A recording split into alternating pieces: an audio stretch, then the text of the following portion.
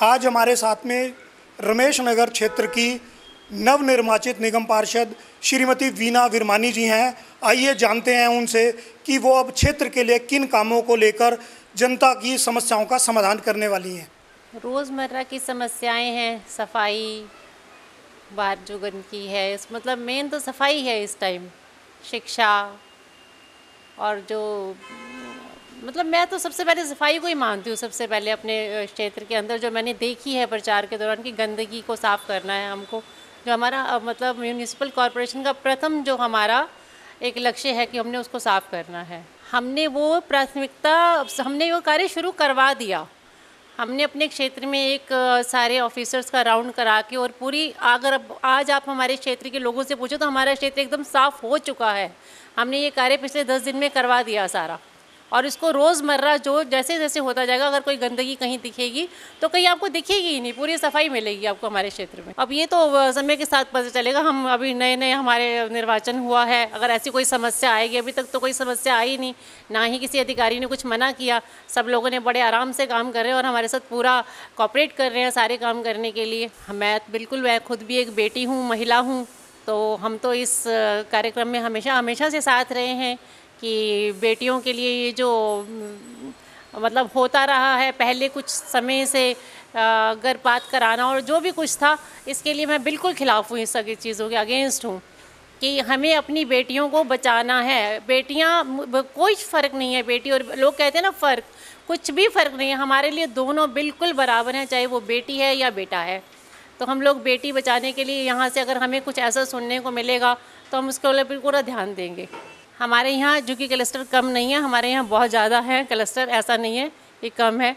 और हमने सबसे पहले वहाँ जाके मैंने देखा कि वहाँ बच्चे जो हैं बहुत इधर उधर घूम रहे थे। मैंने पहले भी अपने प्रचार के दौरान लोगों से बोला था कि इन बच्चों को स्कूल क्यों नहीं भेजा जाता। अगर बच्चे स्कूल नहीं जाएंगे तो वो दिशाहीन होंगे, पढ़ाई नहीं करेंगे तो वो फिर गलत संगत में पढ़ते हैं, गलत काम करते हैं, नशा उसमें जाते हैं। तो मुझे सबसे पहले उन बच्चों की शिक्षा का व्यवस्था करनी है कि उन बच्चों को स्कूल जाएं वो अपना, और अपना अच्छे से पढ़ाई करें, ना कि इधर उधर घूमें। जितना वो बाहर घूमते हैं, जैसे पेरेंट्स हैं उनके, वो पढ़े लिखे नहीं हैं, तो वो बच्चे क्या है, उनको देखा देखी वो भी या तो रोज़मर्रा के छोटे छोटे काम करेंगे, रोड्स पे घूमेंगे, और सबसे ज़्यादा वो नशे की तरफ बहुत जा रहे हैं बच्चे, मैंने ये देखा है वहाँ पर। और मैंने उनकी शिक्षा का बहुत ध्यान रखना है। मैं पहले भी अपने क्षेत्र के जितने भी सामाजिक और धार्मिक कार्य हैं वो मैं खुद भी, हम अपनी एक संस्था चलाते हैं आस्था वेलफेयर सोसाइटी के नाम से, तो उसके सारे काम मैं खुद ही देख रही थी। अब राजनीतिक क्षेत्र के कार्य हैं ये भी खुद ही देखूंगी, ऐसा कुछ नहीं है कि पति चलाएंगे या परिवार के लोग चलाएंगे। बाकी हाँ, परिवार का सहयोग पूरा रहेगा। हाँ, किसी कार्य को अगर हमें पूछना है या कुछ ऐसी सलाह लेनी है तो वो मुझे परिवार का पूरा सहयोग मिलता रहेगा, लेकिन इस कार्य के लिए हम सक्षम हैं, हम खुद कर सकते हैं। मैंने आज ही ये जो हमारे यहाँ क्षेत्र में PWD की रोड्स हैं उसके बीच में खरीद पट्टी है, उसके अंदर इतना कूड़ा था, और आज मैंने अपने अधिकारियों से वो सारी सफाई कराई है। और मैंने PWD के अधिकारियों पर चीफ जो हैं मुख्य अभियंता, उनको एक पत्र भी लिखा है कि सफाई तो हमने करा दी है, अब इस जो हरित पट्टी है इसके अंदर आप पेड़ लगवाने का कार्य कीजिए ताकि इतनी यहाँ पे ग्रीनरी हो जाए। और बिल्कुल आगे जैसे बरसात का मौसम है तो अगर अभी से पौधे लगा दिए जाएंगे तो तब तक कुछ वो ग्रो कर जाएंगे पौधे। अगर वो नहीं लगवाते तो मैं तो अपने लोगों से कह के भी वहाँ पे ग्रीनरी करा दूँगी। मैं तो बल्कि लोगों से ये कह रही थी कि आप अपने अपने बच्चों के जन्मदिन हो, अपना एक पौधा जाके वहाँ पे लगा दीजिए। हरित पट्टी है, लोगों ने उसको कूड़ेदान बना रखा था, बिल्कुल PWD इसका कोई ध्यान नहीं रख रही थी। आज उसकी सारी सफाई करवाई गई है, और इस चीज़ का बिल्कुल ध्यान रखना है कि वो जो हरित पट्टी है वो हरित ही हो, ना कि वो कूड़ेदान बन के रह जाए। तो मैं तो बस बार बार यही बोल रही हूँ कि उसको जहाँ ग्रीनरी डेवलप हो सकती है वहाँ पे ग्रीनरी करवाई जाए, और अपने क्षेत्र की सुंदरता को हमने बढ़ाना है, सफाई करानी है और हरियाली बढ़ानी है यहाँ पर। वीना जी, मेरा आपसे प्रश्न है कि भारत सरकार के स्वच्छ भारत मिशन की आप ऑफिशियल ब्रांड एम्बेसडर बनी हैं, तो आगे 10 ब्रांड एम्बेसडर अपने क्षेत्र के अंदर आप कब अपॉइंट करें?